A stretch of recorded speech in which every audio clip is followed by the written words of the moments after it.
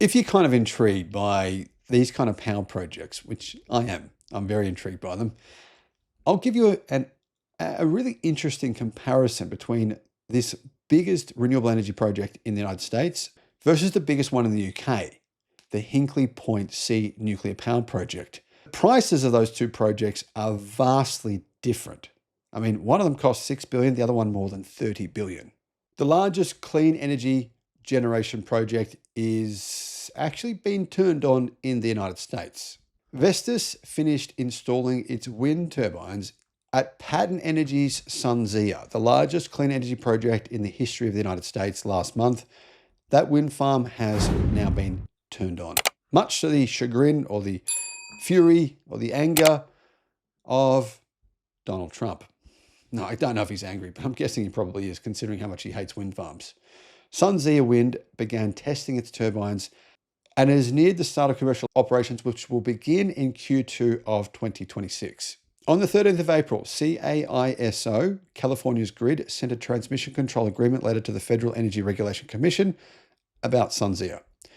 Once SunZia Wind is fully online, it will be able to generate enough electricity to power 3 million people, their electricity needs. That's probably about 1.2 million households in California and in Arizona.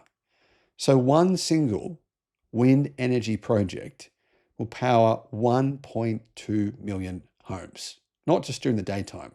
Now, Vestas actually installed 242 V16 or V163 4.5 megawatt wind turbines at the 3.5 gigawatt wind farm, which with 916 turbines in total, 916, is the largest onshore wind farm in the United States. It's actually built across New Mexico's counties of Torrance, Lincoln, and San Miguel. And the wind farm features 674 GE Vernova 3.6 154 turbines, which were actually completed in February. It's got 10 substations as well. The largest clean energy project in the US comprises two different areas, the SunZia Wind and the SunZia Transmission. The latter is a 550 mile, which is 885 kilometer, high voltage direct current transmission line connecting New Mexico and south central Arizona. A big part of the cost of some renewable projects is the transmission lines that have to be built to connect the electricity to the people who need to use it. When this is complete, it will have capacity to transport 3,000 megawatts of clean energy to the CAISO grid. SunZia Transmission will enable SunZia Wind to supply customers during the early evening hours when demand is high but renewable energy supply is low. So it makes sense, right? This wind actually blows a little more often during the nighttime than during the daytime, which is perfect for all the solar farms that have been built in these areas in Arizona, in California.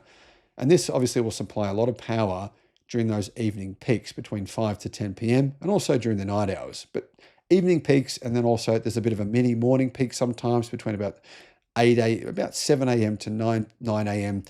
This will be perfect for that. But remember, there's also a lot of batteries that are going to connect to this project that will enable a lot of that wind energy, a lot of it to be stored. So there's going to be many times during the day where the grid just won't be using all this power, and they'll store a lot of that energy and then be able to use it when it's actually needed. So how much did it cost? Well, the entire project is expected to have cost around $8 billion. How does that compare to, say, the Hinkley nuclear reactor that was recently turned on in the UK? That project is estimated to have cost around $35 billion US dollars. And interestingly, the power that this wind project puts out is actually almost the same as the Hinkley Point C nuclear project, which cost far more. And that didn't include a very expensive and long transmission line.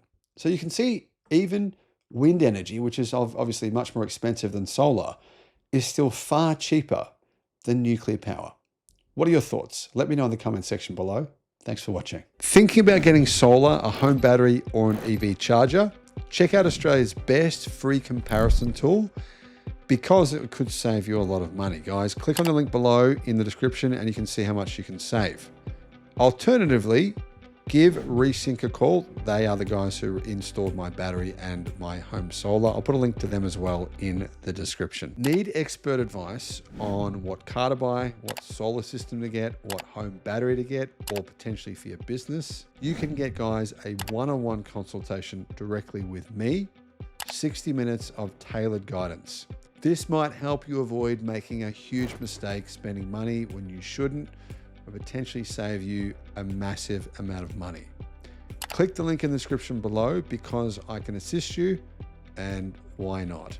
The link is in the description.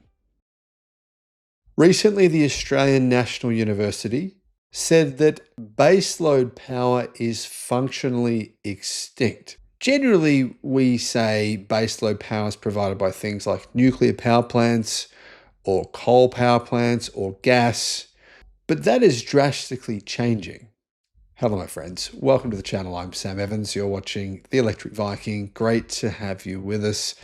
If you haven't already subscribed to our newsletter, I'll put a link in the description below. Traditional utility grid management suggests that there are 3 types of load. So what exactly is baseload? Well, you've got baseload, shoulder, and peak. Baseload is underlying 24/7 energy demand. In other words, kind of a minimum demand that's always needed. Peak load is regular, but short-lived periods of high demand and shoulder loads are what lie in between. Under this model, system planning is straightforward. For an electricity grid, you assign different types of energy generation to the different loads according to the price and qualitative characteristics of that grid.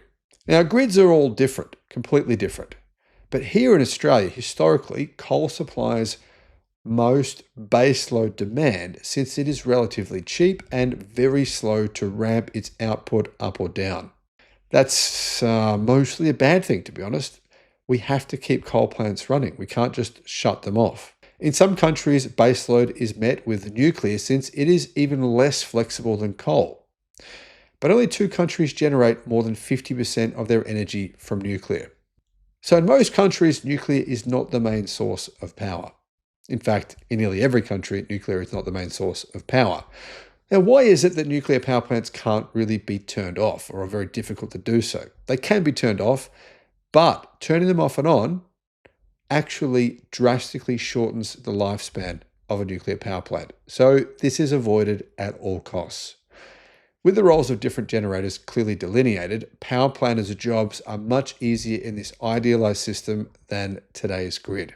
However, in a system or a grid with lots of solar, and while most countries now have entered this phase, prices fall dramatically at around midday. We call this the duck curve, because solar has no fuel cost.